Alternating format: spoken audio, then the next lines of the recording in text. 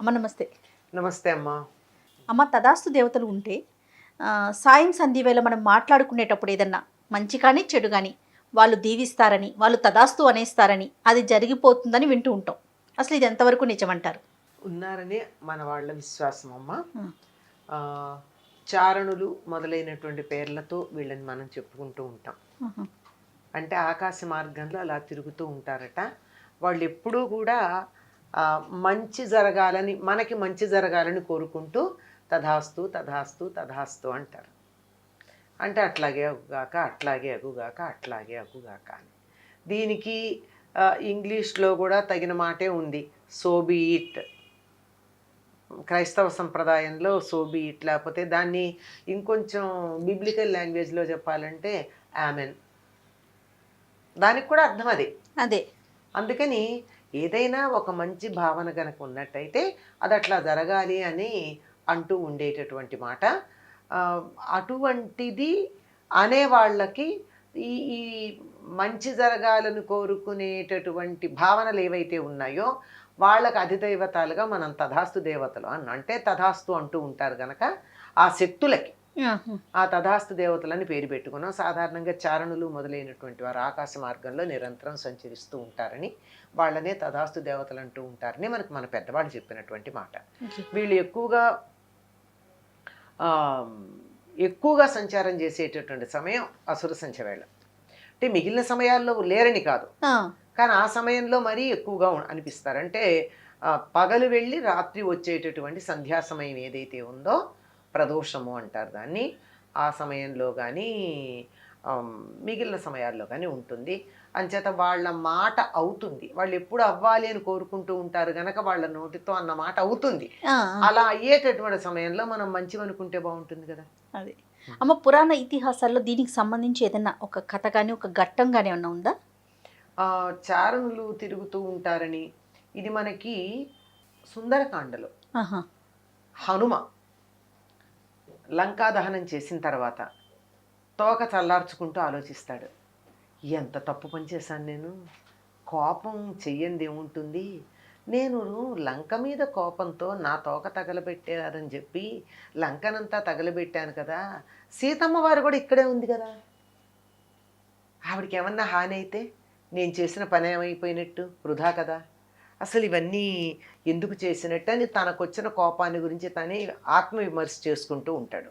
ఇది తోకని చల్లార్చుకుంటూ. సో తోకని చల్లార్చుకుంటూ ఇంకా సీతమ్మ వారికి ఏమన్నా అయితే నేను అసలు తిరిగి వెళ్ళాల్సిన పని లేదు, ఎందుకంటే నా వచ్చిన ప్రయోజనమే విఫలమైపోతుంది. ఇంకా రాముడు సీత ఉందో లేదో తెలియకుండా వెతుక్కుంటూనే కనపడకపోతేనే అంత దుఃఖంలో ఉన్నవాడు సీతకి ఏదో అయిందంటే అసలు ఉండడు కదా. ఇంకా ఆ తర్వాత వరస చెప్పుకుంటాడు, రాముడు, లక్ష్మణుడు, భరతుడు, శత్రుఘ్నుడు ఇట్లందరూ ఇంతమందిని నాశనం చేసినటువంటి వాడిని అయిపోతాను నేను అని బాధపడుతూ, అయినా నా తోకకి నిప్పు పెడితేనే చల్లబడిందే అమ్మ కోసం, అటువంటిది ఆవిడికి హాని ఎట్లా కలుగుతుంది అని అనుకుంటూ ఉంటాడు. అప్పుడు చారణులు విద్యాధరులు ఆకాశ మార్గంలో వెడుతూ, ఆహా ఎంత గొప్ప విశేషం జరిగింది, లంకంతా ఇంత బాగా తగలబడిపోతూ ఉంటే కూడా సీతాదేవి ఉన్నటువంటి అశోకవనం మాత్రం చెక్కు చెదరకుండా ఆకు కందకుండా ఎంత బాగా ఉంది అని అంటారట. అంటే అమ్మయ్య అని, నిజమే కదా, నేను ఎంత తెలివి తక్కువగా ఆలోచించాను, మంగళములకు మంగళం కలిగించేటటువంటి సీతాదేవికి అమంగళం కలుగుతుందని ఎట్లా అనుకున్నాను, నేను బుద్ధిహీనుండని మళ్ళీ తాను అనుకుని ఆవిడ దర్శనం చేసుకోవడానికి బయలుదేరి పెడతారు. ఇట్లా ఆకాశ మార్గంలో తిరుగుతూ లోకం అంతా బాగుండాలని చెప్పి మంచి మాటలు ఇక్కడ మంచి మాటలు మాత్రమే చెప్తూ ఉండేటటువంటి దేవతలు వీళ్ళనే తదాస్తు దేవతలని కూడా పెద్దవాళ్ళు అంటూ ఉంటారు. ఓకే. తర్వాత ఇంట్లో ఏదైనా అల్లరి చేసినా సహజంగా పెద్దవాళ్ళు తిడుతూ ఉంటారు కదమ్మా, ఆ తిట్లు అవి కూడా ఒకవేళ ఆ టైంలో తిడితే పిల్లలకి శాపనార్థాలుగా తగులుతాయంటారా? అంటారమ్మా. ఎందుకంటే అట్లా అంటే వీళ్ళ నోళ్ళు అదుపులోకి వస్తాయని. కారణం ఏమిటంటే సాధారణంగా కన్న తల్లి నాలుక చివరి నుంచి అంటుంది తప్ప ఇక్కడి నుంచి అనదమ్మా. అవును, ఆవిడ అనే మాట ఎక్కడి నుంచి ఉంటుంది, వాడు బాగుపడాలి కొడుకో కూతురు అనే ఉద్దేశంతో అంటుంది అన్నది నాలుక చివరి నుంచి వస్తుందే తప్ప కడుపులో నుంచి రాదు.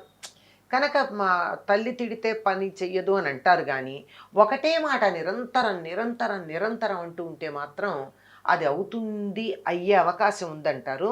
దానికి ఏమంటారంటే తథాస్తు దేవతలు ఉంటారు, నోట్లోంచి ఎప్పుడు చెడ్డ మాట రానీకు, మంచి మాటే రాని.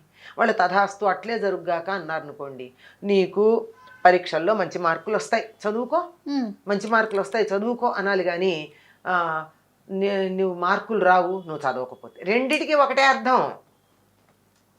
అవును కదా. అందుకని మనకి పాజిటివ్ వే ఆఫ్ టాకింగ్ నేర్పించడానికి చెప్పడం ఒకటి ఉంది. నిజం కూడానమ్మా, మనం 100 సార్లు ఒక మాట అంటే తప్పనిసరిగా జరుగుతుంది. మాటకి భావనకి శక్తి ఉంది కదా, ఆలోచనకి శక్తి ఉంది, శబ్దానికి శక్తి ఉంది. ఆలోచిస్తూ అన్న శబ్దానికి ఇంకా శక్తి ఉంటుంది. అవును, అందులో ఈ తిట్లు మొదలైనవి అదేం క్యాజువల్గా అనం కదమ్మా, కోపంతో అంటాం, కోపం ఒక ఇమోషన్తో అంటాం, భావోద్వేగంతో అంటాం. ఈ భావోద్వేగంతో అన్నప్పుడు మనసు దాని దగ్గర ఉంది, నాలిక పనిచేసింది, వచ్చేస్తుందా లేదా? త్రికరణ శుద్ధి ఉచ్చరించటం అనేటటువంటిది శరీరంతో చేసాం, మనసుతో అనుకున్నాం, ఇవన్నీ జరిగాయి. అందువల్ల ఫలించే అవకాశం ఉంటుంది. అందువల్ల అవకాశం ఉంటుంది అంటున్నాను, ఫలించే అవకాశం ఉంటుంది. ఎందుకు అవకాశానికి ఎందుకు చోటు ఇవ్వాలి? అందుకని ఎప్పుడు మంచి మాటలే మాట్లాడతాం. తథాస్తు అంటారు. చెప్పేదాన్ని కూడా పాజిటివ్గా చెప్పచ్చు కదమ్మా. నువ్వు చదవకపోతే మంచి మార్కులు రావు అని చెప్పడం ఒకటి, చదివితే మంచి మార్కులు వస్తాయని చెప్పడం ఒకటి. రెండిటికి అర్థం ఒకటే అయినప్పుడు రెండోది ఎందుకు వాడం మనం? సో మాట్లాడే పద్ధతిని కూడా మార్చుకోవచ్చు కదా. మాట్లాడే పద్ధతి మార్చుకోవాలి. మన ఉద్దేశాలు మంచివే ఉంటాయమ్మా సాధారణంగా, ఎప్పుడో తప్పు ఉద్దేశాలు చెడు ఉండవు, కానీ మాటలు మాత్రం సరిగ్గా రావు. అవునమ్మా, మనసులో ఒకటి ఉంటుంది కానీ మాట్లాడే విధానం వేరుగా మాట్లాడేస్తూ ఉంటాం కదా. అందుకే ఆ విధానాన్ని కూడా మార్చుకోవాలి. అందుకే మాట్లాడడం నేర్చుకోవాలని చెప్తారు. వచ్చు కదండి మేము నేర్చుకునేది ఏముందండి అంటారు. బోల్డ్ ఉంది నేర్చుకునేది, నేర్చుకోవాల్సింది చాలా ఉంది. మాట తీరులోనే మలుచుకోవాల్సిన అవసరం చాలా ఉంది. తథాస్తు దేవతలు ఉంటారు, ఇలాంటి మాటలు వాళ్ళు ఉంటారు లేదన్న తర్వాత మాట. ఉన్నారని మనకి తెలుసు, చారణులు విద్యాధరులు ఇట్లాంటి వీళ్ళందరూ ఉండి చెప్తారని. అవన్నీ తెలియకపోయినా మామూలు దృష్టితో చూస్తే కూడా ఈ రోజుల్లో పాజిటివ్ థింకింగ్, పాజిటివ్ టాక్ అనే మాట అంటున్నారు. అటువంటిది సిద్ధిస్తుంది అనుకుంటున్నాం గనక, ప్లాసిబో లాంటి ప్రయోగాలు కూడా చేస్తూనే ఉన్నారు గనక, అందువల్ల ఎప్పుడూ మనం పెద్దవాళ్ళం సానుకూలమైనటువంటి భావనలు కలిగేట్టే మాట్లాడి ఆ పద్ధతిలో ఉంటే మన పిల్లలు కూడా అట్లాగే ఉంటారు. ఎందుకు వేరే మాట ఉంటారు? అంతే కదమ్మా. ఆవు గట్టును మేస్తే ఆవు చేలో మేస్తే దూడ గట్టును మేస్తుందా అని అంటారే, అట్లా పెద్దవాళ్ళని బట్టే పిల్లలు ఉంటారు గనక మనం జాగ్రత్తగా మాట్లాడుతూ వాళ్ళని కూడా జాగ్రత్తగా మాట్లాడేటటువంటి పద్ధతిలో ఉంచటం. మాటకి చాలా పెద్ద శక్తి ఉంది గనక ఆ రకంగా చేయాల్సిన పని ఉంది. తప్పకుండా. నమస్తే.